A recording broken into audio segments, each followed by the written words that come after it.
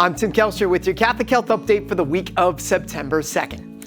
A dental clinic that provides care to underserved Long Islanders and veterans is getting an upgrade.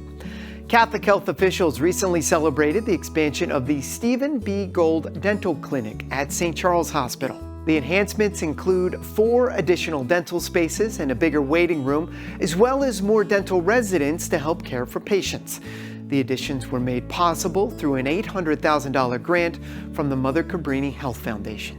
When we first applied for CODA, which was the accrediting body, and they came to me at the end of it, and they said to me, "Mr. O'Connor, do you know you have miracles going on down in that clinic?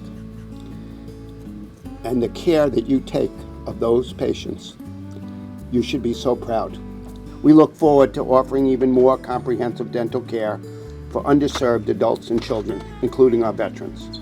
The heart failure team at St. Francis Hospital and Heart Center recently celebrated its 100th LVAD procedure.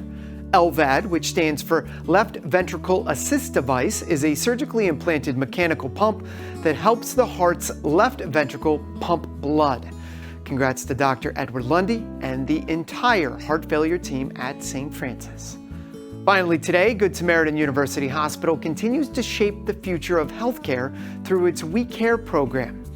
Several hospital experts recently provided education and hands-on experience for dozens of Suffolk County students interested in opportunities in the healthcare field. Very cool opportunity. And if you'd like to see more photos from this and other great stories, give us a follow on Facebook and Instagram, and I'll see you back here next week. With your Catholic Health Update, I'm Tim Kelchner.